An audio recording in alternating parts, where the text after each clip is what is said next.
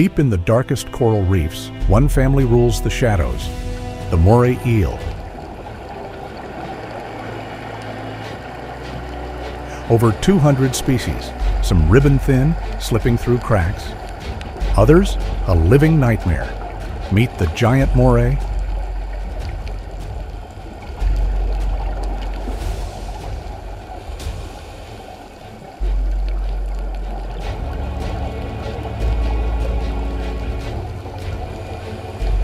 "10 feet long, taller than your ceiling, weighing as much as a 10-year-old kid. But size isn't the real nightmare. Their ultimate weapon is hidden right here.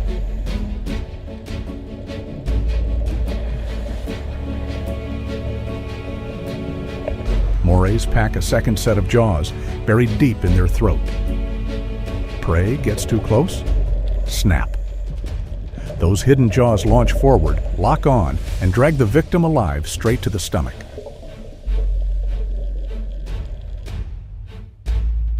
Add an insane 900 psi bite force, stronger than a full-grown lion.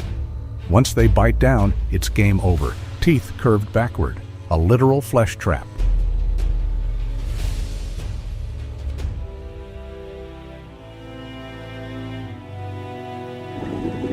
Scales. They don't need them. Morays are coated in thick, toxic slime, lets them glide through razor-sharp coral without a single scratch.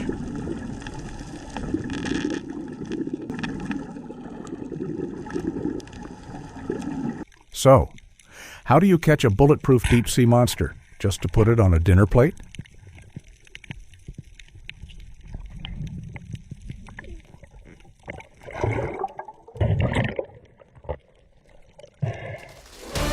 No nets, no winches.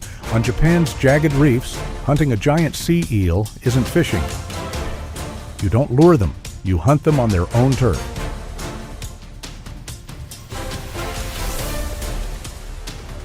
Line up the shot, pull the trigger, bam! The spear hits. It's war. Divers drop straight into the pitch-black crevices, armed with nothing but a spear gun. You spot the target hiding deep in the rocks.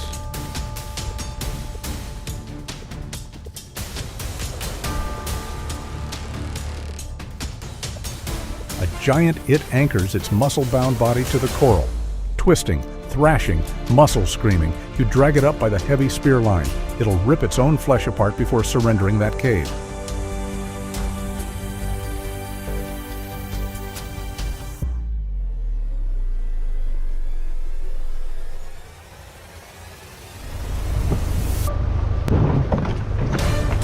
Later.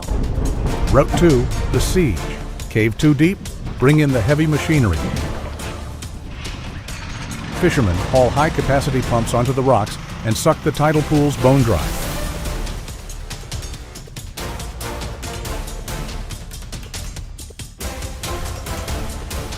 Water recedes. Total chaos. Dozens of arm-thick moray eels exposed. Nowhere to hide. The crew jumps into the mud. Razor-sharp rocks slice their legs, but they don't stop. Bare hands grab the wrong end. Those flesh-eating teeth take a chunk right out of your hand. But that's the easy part, because the real biological time bomb just started ticking.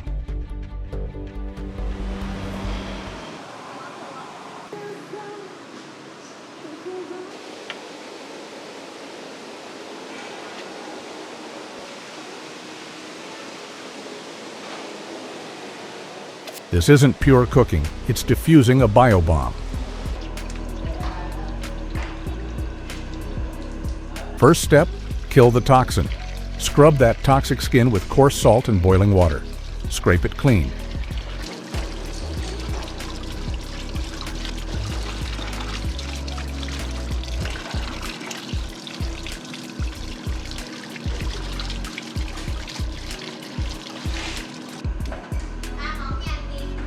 But the real threat is inside. Apex predators are loaded with ciguatera, a neurotoxin heat can't destroy. One wrong slice, bust the liver. The whole fish turns to poison.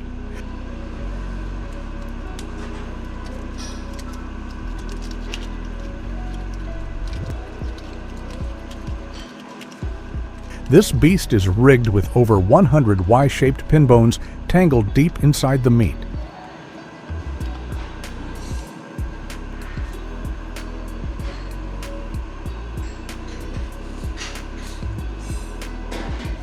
A master chef with a razor-sharp deba knife surgically slides through every single one without shredding the fillet. Total silence. Absolute focus.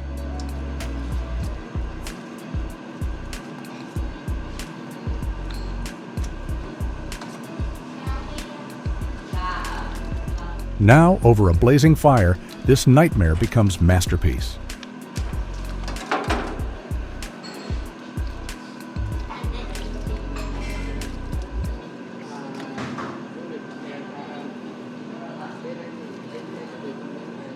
$100 for a plate that could put you in the hospital.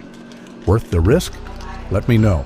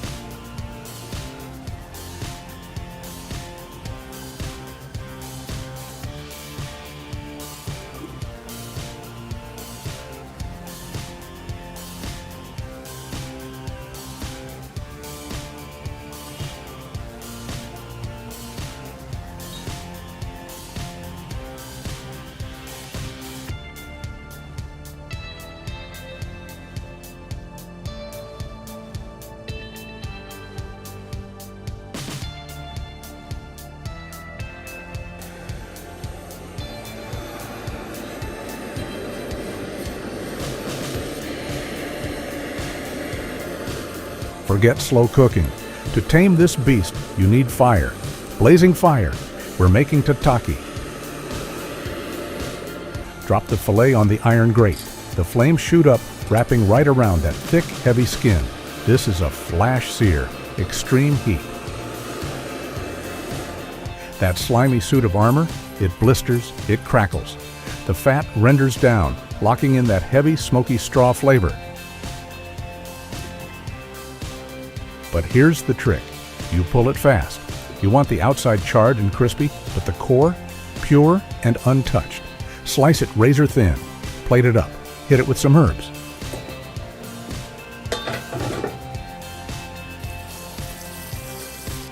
And a heavy splash of tart ponzu sauce. That bright citrus acid cuts right through the rich, chewy gelatin of the skin.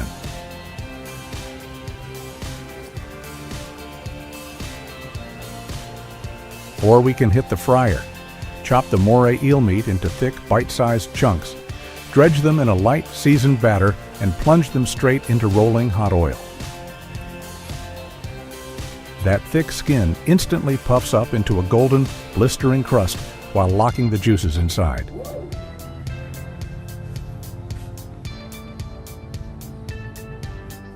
Pull them out piping hot. Stack those crispy bites high on a plate and finish it off with a handful of fresh, crisp greens to make those colors pop. So much for the toxic eel.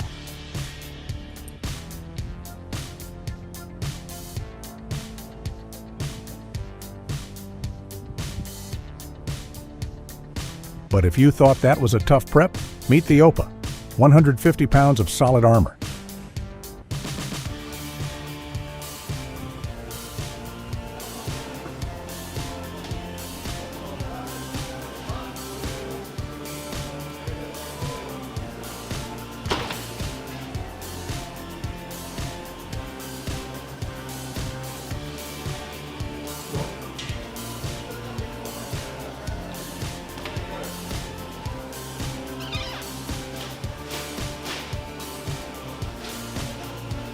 It's breaking down a giant ocean cow. It's a literal treasure map.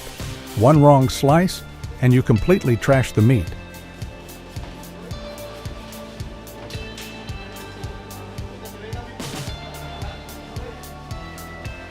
To break this armor, you need heavy weapons, a 12-inch breaking knife, a curved butcher's scimitar.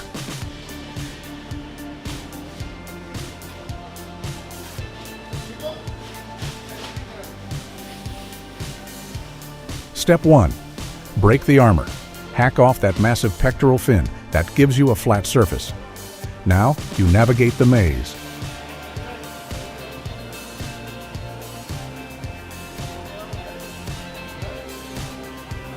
Free up the entire top loin.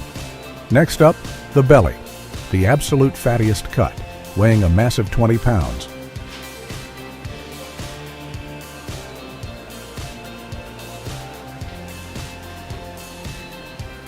Breast meat and tri-tip, deep red, dense, looks exactly like a prime beef steak.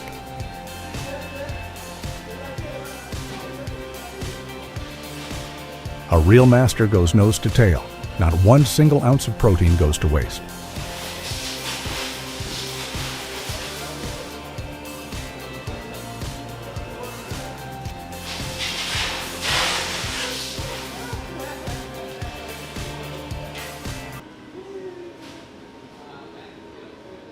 But how do you take this raw, bloody mess on a cutting board and turn it into a flawless $65 fine dining masterpiece?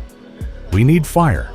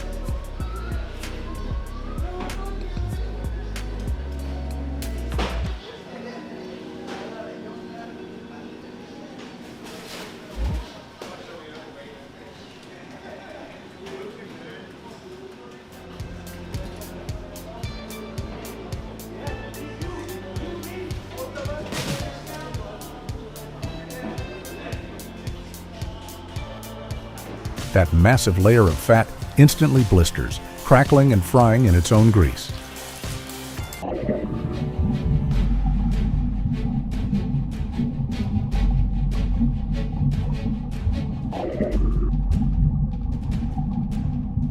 Did you know this dogfish can live up to 80 years, longer than salmon and many other marine species?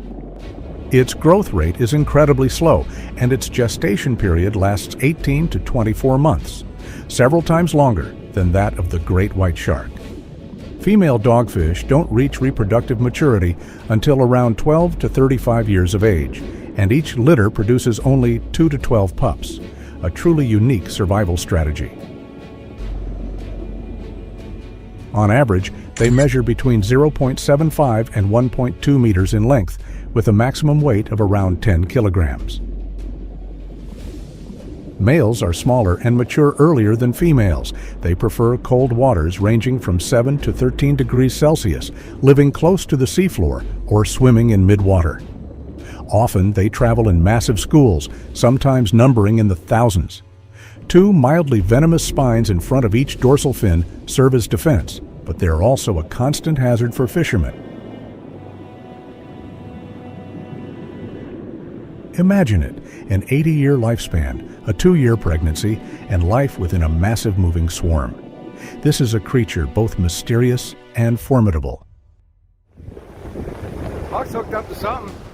Fishermen stand along the shoreline, preparing their rods and fresh bait, targeting shallow waters where dogfish often move close to shore.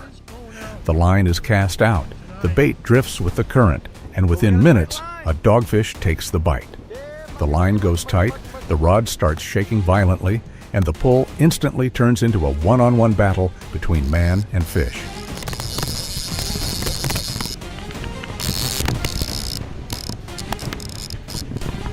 Dogfish are slick, powerful, and surprisingly clever. They thrash hard, pull the line off angle, and sometimes circle back, forcing the fisherman to constantly adjust tension to avoid losing the catch. Larger fish can strain the line to the breaking point, while smaller ones are easier to control, but still require skill to keep the hook set and prevent the line from snapping.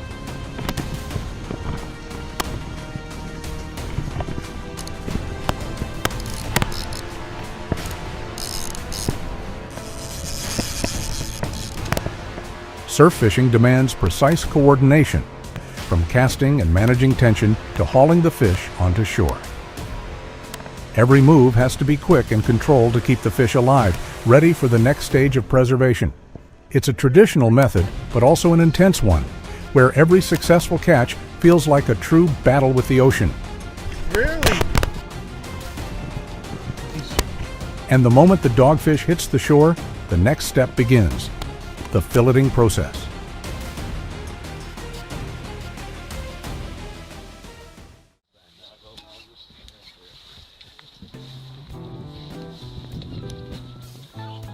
A gleaming fillet knife is set on a non-slip surface with pliers ready to remove the spines. The moment the blade glides across the wet skin, clean white flesh begins to reveal itself, each fillet carefully separated from the cartilage. The fillets and belly flaps are the most prized cuts, while the bones and fins are repurposed into bone meal or used to enrich other products with fat.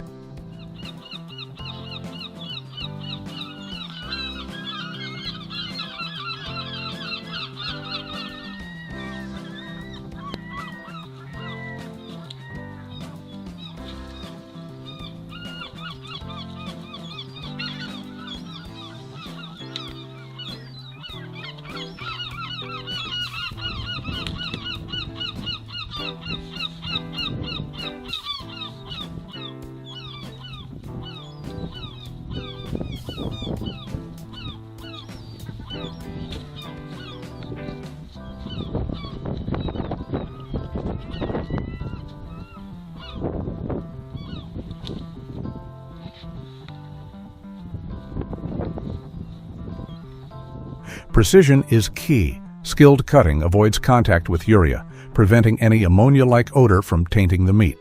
The sound of the blade sliding over skin, the snip of spines, and the subtle crack of cartilage create a hypnotic rhythm, drawing viewers in as they both watch and feel every detail.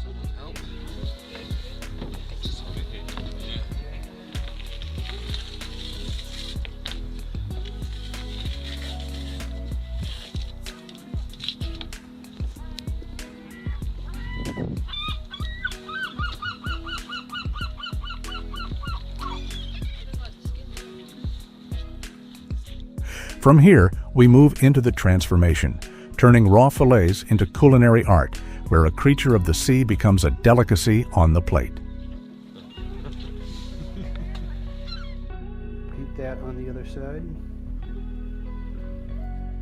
The cooking process kicks off clean and captivating. The fish is cut into evenly sized, bite-ready pieces, then lightly seasoned to preserve its natural freshness. And we're going to give it a go. The beer batter is mixed to just the right consistency, not too thick, not too thin, so that when fried, it forms a perfectly golden, crispy crust that looks irresistible at first glance. I'm going to do a teaspoon of salt, a teaspoon of paprika, half teaspoon of white pepper,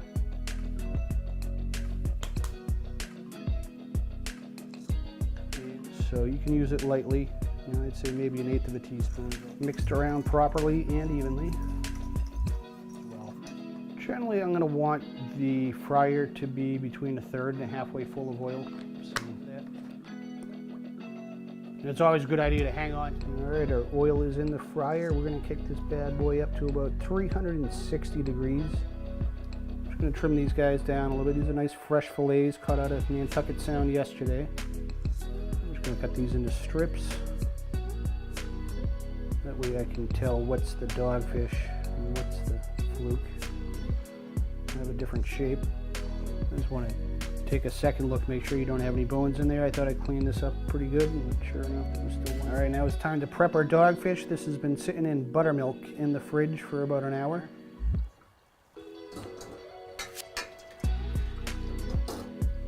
Fill about a cup of flour, rice flour.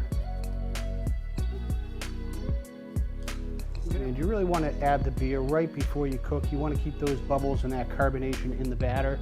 If the batter sits, it's going to lose those bubbles. So this is kind of the last step before we fire the fish into the fryer. I'm going to take a couple of these guys, give them a light toss in the flour, and go in the batter. And this is another nice little trick. Each piece of dogfish is carefully coated, then dropped into hot oil, where the sizzling sound hits instantly. Pure, satisfying American street food energy. Quite a bit. So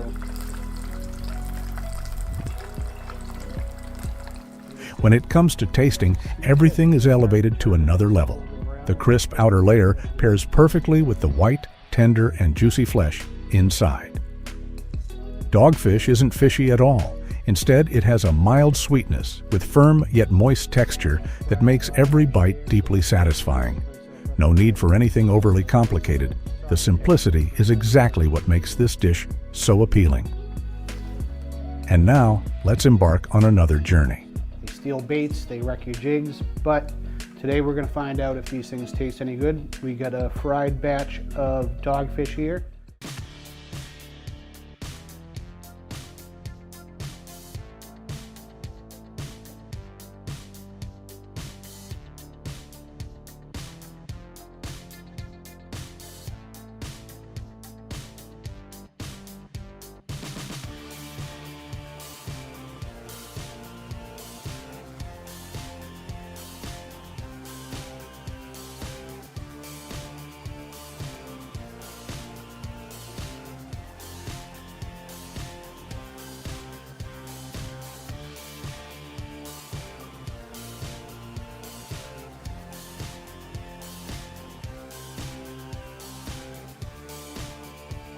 It's a highly technical, skill-intensive process that targets hiramasa in both coastal and offshore waters.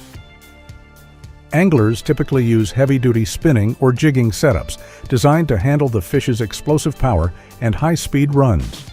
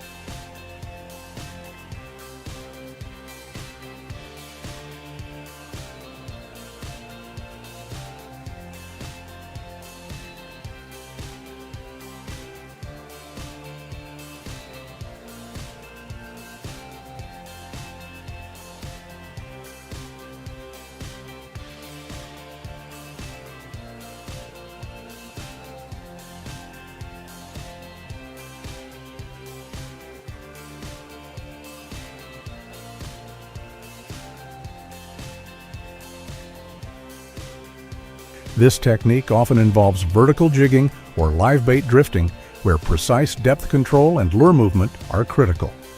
Once hooked, hiramasa put up a fierce fight, powerful dives, sudden directional changes, and relentless resistance, demanding both endurance and precise drag control from the angler.